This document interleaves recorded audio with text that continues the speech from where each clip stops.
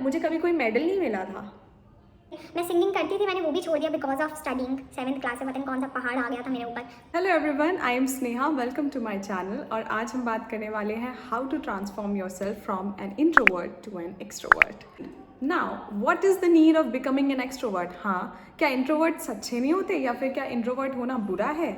बिल्कुल नहीं। इंट्रोवर्ट होने की वजह से कई बार हम कुछ ऐसी अपॉर्चुनिटीज़ या एक्सपीरियंसेस मिस आउट कर देते हैं जो हमारी पर्सनल ग्रोथ के लिए बहुत ज़रूरी रहता है। कॉलेज में या स्कूल में कोई इवेंट हो रहा है, कोई प्रोग्राम हो रहा है, कुछ भी हो रहा है, तो instead of going out enjoying it out with friends, उन्हें लगता है बेटर है मैं घर पे बैठ के इन्जॉय करूँ, अपनी कंपनी बिंज वॉच करूँ, कुछ सीरीज़ वगैरह देख लूँ। ऐसी सिचुएशंस रहती हैं इंट्रोवर्ट्स के साथ। वहीं जो एक्सट्रोवर्ट्स रहते हैं वो ज़्यादा आउटगोइंग होते हैं, ज़्यादा बाहर जाते हैं, ज़्यादा चीज़ों में पार्टिसिपेट करते हैं, ज़्यादा एक्सपीरियंसेस कलेक्ट करने की कोशिश करते हैं अपने दोस्तों के साथ, स्ट्रेंजर्स के साथ इनफैक्ट। सो डोंट वरी, आज के इस वीडियो को देखने के बाद आपके अंदर का जो एक्सट्रोवर्ट पर्सनालिटी है वो डेफिनेटली बाहर आ जाएगा just in 7 days, given that कि आप सारे स्टेप्स अच्छे से फॉलो करें और ट्रस्ट करें प्रोसेस को। हर दिन स्टेप बाय स्टेप हम अपने अंदर की एक्सट्रोवर्ट पर्सनालिटी को बाहर लाने वाले हैं, और अगर नहीं है तो क्रिएट करने वाले हैं। फर्स्ट डे हम करेंगे अपने पोस्चर को ठीक और अपनी कम्युनिकेशन स्किल्स को बेटर। देखिए, मैं जैसे ये वीडियो बना रही हूँ तो अगर मेरे कम्युनिकेशन स्किल्स अच्छे नहीं होंगे, अगर मैं बहुत ही स्लो बात कर रही हूँ या फिर मैं कॉन्फिडेंस से बात नहीं कर रही हूँ या फिर मेरा पोस्चर ऐसा है, कुछ काम नहीं आएगा, कुछ नहीं होगा, आपका कॉन्फिडेंस पहले ही दिन गिर जाएगा। तो बेटर ये है कि पहले दिन ही हम शुरुआत करते हैं अपने पोस्चर और कम्युनिकेशन स्किल से। जब भी बैठे हो, खड़े हो, अपने पोस्चर को हमेशा सीधा रखो। ये जो लोग ऐसे बैठते हैं ना, improve this, sit like this, okay? आप खड़े हो, बैठे हो, चल रहे हो, आपके शोल्डर्स हमेशा एकदम सीधे रहने चाहिए और आपकी जो चेस्ट है वो थोड़ी आगे होनी चाहिए, और एकदम मतलब ऐसा भी नहीं लगना चाहिए कि प्रिटेंशियस है, बट हाँ, शुरू के दिनों में तो आपको प्रिटेंड करना ही पड़ेगा, बट देन वो नॉर्मल हैबिचुअल हो जाएगा। सेकंड चीज़ है कम्युनिकेशन स्किल। तो उसके लिए कुछ नहीं करना है, अगर आपको अपनी इंग्लिश सुधारनी है तो बुक्स पढ़िए, बहुत बहुत बहुत हेल्पफुल है।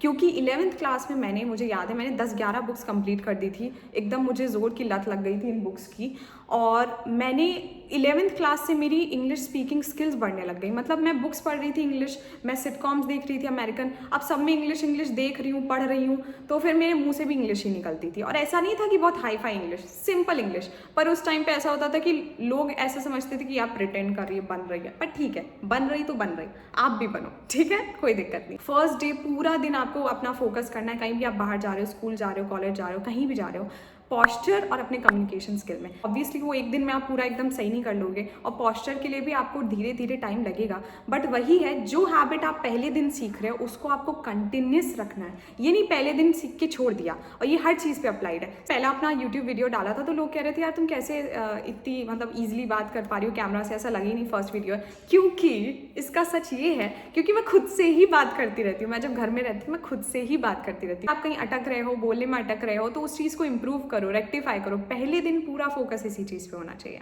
बॉडी पोस्चर और कम्युनिकेशन स्किल्स तो आप उसको कंटिन्यू रखोगे ही। सेकेंड डे अब हम करेंगे बातें। किससे करेंगे? स्ट्रेंजर्स। जो लोग इंट्रोवर्ट हैं या जो लोग मतलब नहीं उनको आदत है, तो उनको लगता होगा यार कैसे बोलूँ, क्या सोचेगा वो या क्या सोचेगी।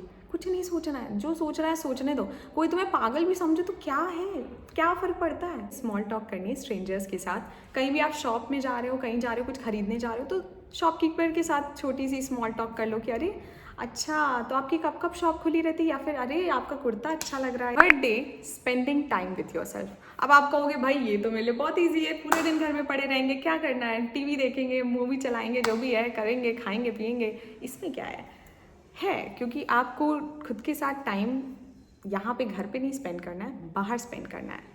अच्छी अपनी फेवरेट रेस्टोरेंट में जाओ या फिर गार्डन में जाओ।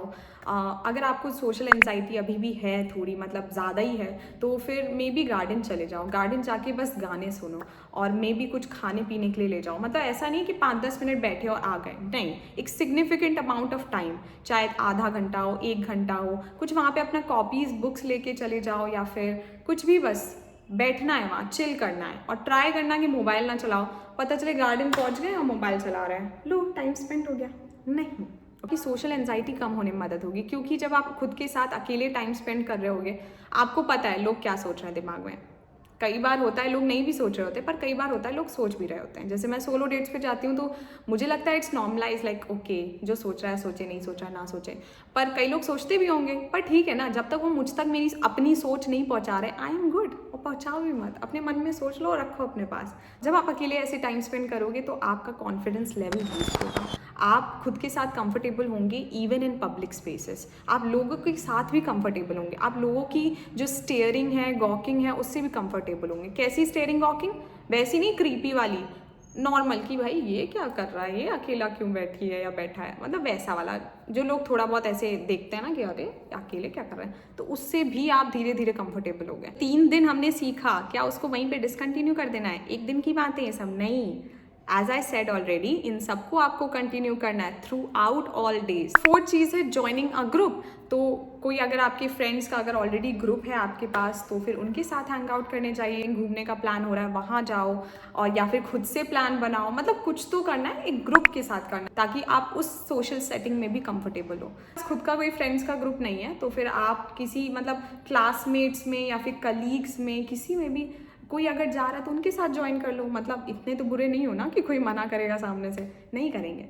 सामने से बोलोगे तो कौन ही करेगा, अगर मन नहीं भी है तो भी ले लेंगे, तो चले जाओ, क्या है। तो जाओ, उनके साथ बैठो, बातें करो, उनसे अपने ओपिनियंस शेयर करो। अभी तक 3 दिनों में आपने कम्युनिकेशन, पॉस्चर, सोलो डेटिंग, इन सब में तो अच्छे से आपने कर ही लिया है। सोशल ऑकवर्डनेस सोलो डेट से आपकी निकल ही चुकी है। तो फिर अब आप इजीली थोड़ा और कंफर्टेबल तरीके से लोगों से बात कर पाएंगे, ओपिनियंस दे पाएंगे। अगर प्लान नहीं बन रहा है तो कोई बात नहीं, बना लेना धीरे धीरे, ज़रूरी नहीं है 4th डे आपका प्लान ही बन जाए, कोई बात नहीं, आप अपने हिसाब से शिफ्ट कर सकते हो। 5th step is putting yourself out there. मतलब कोई भी अपॉर्चुनिटी, कुछ भी अपॉर्चुनिटी हो, चाहे वो कुछ पब्लिक स्पीकिंग का हो, छोटी सी स्पीच हो, कुछ कोऑर्डिनेशन का वर्क करवाना, ऑर्गेनाइजेशन का मतलब ऑर्गेनाइज करने का वर्क करना हो, कुछ भी ऐसा काम हो, take that opportunity. I know आपका मन नहीं है, आई नो उससे आपको कोई खासा बेनिफिट नहीं मिलने वाला, इट्स फाइन, पर ये आपको बेनिफिट देगा लॉन्ग रन में। जबरदस्ती तो जबरदस्ती करो खुद के साथ, ये आपकी सोशल एंजाइटी कम करेगा, आपके अंदर कॉन्फिडेंस लाएगा, आपका जो रिप्रेजेंटेशन है सामने वो बढ़ जाएगा, लोग आपको जानने लग जाएंगे, समझने लग जाएंगे। 6th डे अब आप करोगे रिफ्लेक्ट, इससे आपको पता चलेगा कि आने वाले दिनों में आपको कहाँ पे ज्यादा जोर देना है। करनी आपको फिर से यही चीजें सारी फॉलो है, लेकिन वही है जोर कहाँ देना है, इंप्रूव कहाँ करना है, ये जानना बहुत इंपॉर्टेंट है। वरना आप एक अपनी अलग ही इमेज लोगों के सामने बना लोगे, क्योंकि अभी आप ट्रांजिशन कर रहे हो अपने इंट्रोवर्ट नेचर से एक्सट्रोवर्ट में, तो वो प्रिटेंशियस नहीं लगना चाहिए, वो ऐसा नहीं लगना चाहिए कि you are trying too hard when you are actually not. अपने वीक पॉइंट्स निकालिए और उन वीक पॉइंट्स के लिए आपके पास क्या सोल्यूशंस है वो निकालिए, ये चीजें आप ही को करनी है। 7th day is about chilling out. Yes, 6 दिन बहुत मेहनत कर ली, आपने खुद को कंफर्ट जोन से बाहर निकाला day by day, which is a victory for you. आपको सेलिब्रेट करना है खुद को, क्योंकि ये स्टेप आपने खुद के लिए उठाया, तो सेलिब्रेशन भी बहुत ज़रूरी है। कंफर्टेबल चीज़ करिए जिसमें आप कंफर्टेबल हो। बेस्ट फ्रेंड है तो उसके साथ कहीं घूमने चले जाइए, आपका एक क्लोज फ्रेंड्स का ग्रुप है उनके साथ चले जाइए। कोई बेस्ट फ्रेंड नहीं है, इट्स फाइन, अकेले कहीं सोलो डेट पे चले जाओ, जैसे पहले गए थे गार्डन में या जो भी है, तो इस बार सोलो डेट पे जाओ, कुछ खाना पीना खा के आओ अच्छा अपना मनपसंद, और फिर इन सभी चीज़ों को आपको रिपीट करना है, क्योंकि 6th डे जो आपने अपने अंदर की गलतियां या वीक पॉइंट्स निकाले थे और उनके सोल्यूशंस निकाले थे, सोल्यूशंस के साथ आपको अगेन ये 7 चीज़ें अप्लाई करनी है for the next week, same pattern, same way. 7th day enjoyment का इसलिए है क्योंकि आपने अपनी मेजॉरिटी ऑफ पर्सनैलिटी इंट्रोवर्ट से एक्सट्रोवर्ट में ट्रांसफॉर्म कर लिया है। Yes, which is a huge victory, because watching this video and doing the work is two different things. खुद को टेस्ट भी कर सकते हो 7वें दिन। एक्चुअली आप कोई ऐसी चीज़ करिए जो पहले आप करने से कतराते हो, लेकिन अब आप करने में आप देखोगे आप बहुत कंफर्टेबल हो। एकदम कंप्लीटली नहीं होगे ऑब्वियसली, क्योंकि it takes time, okay, it does take time, और विल बहुत ज़्यादा मैटर करती है। आपकी विल कितनी है, आप कितने स्ट्रॉन्ग विल के हो, ये भी बहुत मैटर करता है, और आपकी स्ट्रॉन्ग विल ही डिटरमाइन करेगी कि नेक्स्ट वीक आप इन चीज़ों को फिर से कंटिन्यू करते हैं कि नहीं। वरना एक हफ्ते में अगर आप छोड़ दोगे तो अगेन आप अपने पैटर्न में वापस आ जाओगे और कोई मतलब नहीं रहेगा। These were all the 7-day tips for you to transform yourself from introvert to an extrovert. Being an introvert is not a bad thing. Introvert होना कुछ बुरा नहीं है, कुछ भी बुरा नहीं, मैं भी थी, लेकिन बात बस वही है, इंट्रोवर्ट होके कई बार हम कई ऐसी अपॉर्चुनिटीज़, कई ऐसी लर्निंग्स को मिस कर देते हैं जो बीइंग एन एक्सट्रोवर्ट लोगों को बहुत ईजिली मिल जाती है। फिर हम सोचते हैं यार ये इतनी ईजिली कैसे ये चीज़ें कर पा रही है, क्योंकि उसने हमेशा खुद को एक्सपोज किया है उन चीज़ों से। बात बस इतनी सी है। मैं भी रिग्रेट करती हूँ कि मैंने 12 साल अपने स्कूल टाइम के, मैं एक बहुत बड़ी इंट्रोवर्ट थी, मैं कहीं बाहर नहीं जाती थी, घूमने नहीं जाती थी और मुझे ऐसी गलतफहमी थी कि पढ़ाई ही सब कुछ है। मतलब है, बहुत कुछ है पढ़ाई, लेकिन उससे ज़्यादा भी इंपॉर्टेंट काफ़ी चीज़ें हैं जो मैंने मिस आउट करी। मैंने कोई साइड एक्टिविटी नहीं करी।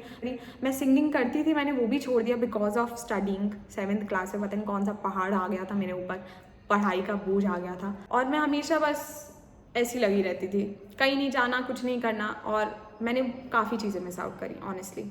द गुड थिंग वॉज कि मेरे दिमाग की बत्ती जल गई, जैसे आप लोगों की जली जब आपने ये वीडियो क्लिक करा।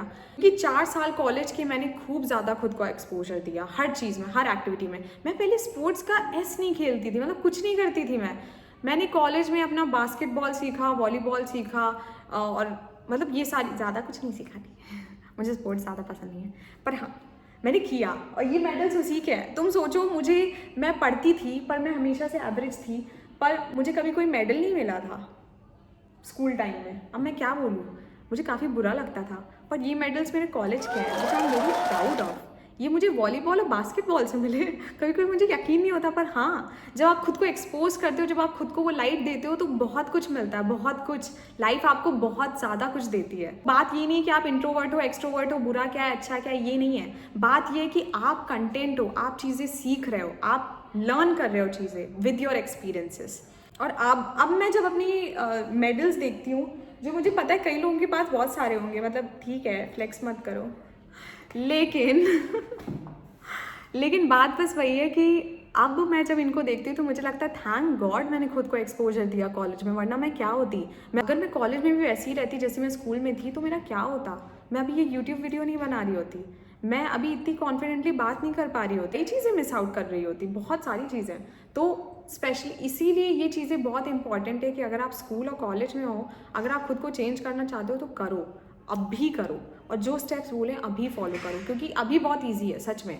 आगे जाके डिफिकल्ट हो सकती चीज़ें, इम्पॉसिबल कभी नहीं है, पर हाँ डिफिकल्ट हो सकती हैं। एक इंट्रोवर्ट होते हो और आप एक्सट्रोवर्ट बन जाते हो, उसके बाद अगेन आप वापस आ जाते हो इंट्रोवर्ट सिचुएशन में, जैसे मैं हूँ। अभी मेरी 2 पर्सनैलिटीज़ हैं, एक इंट्रोवर्ट, एक एक्सट्रोवर्ट। मैं पहले इंट्रोवर्ट थी, मैंने खुद को एक्सपोज किया, खुद को एक्सपोजर दिया, तो मैं एक्सट्रोवर्ट बन गई।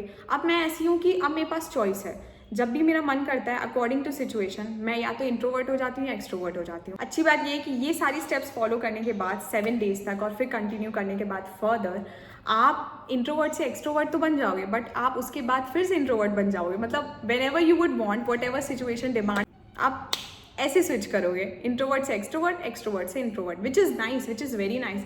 This is what I do on daily basis. जब मुझे मन होता है मैं इंट्रोवर्ट बन जाती हूँ, जब मुझे मन होता है मैं एक्सट्रोवर्ट बन जाती हूँ। ये जो स्टेट है बहुत बेस्ट है। हमें या तो एक्सट्रोवर्ट या तो इंट्रोवर्ट नहीं बनना है, हमें दोनों बनना है, हमें दोनों पर्सनैलिटीज रखनी है अपने पास। So yes guys, that was it for today's video. Thank you so much for watching till the end if you have, and yes, share and subscribe to my channel. और अगर आपको कोई और टॉपिक सजेस्ट करना हो जिस पे मैं वीडियो बनाऊँ, तो आप मुझे कमेंट सेक्शन में वो भी बता सकते हो। मैं अपने इंस्टाग्राम पे भी काफ़ी अच्छी अच्छी चीज़ें पोस्ट करती रहती हूँ, तो आप मुझे वहाँ भी फॉलो कर सकते हैं। Thank you so much for watching.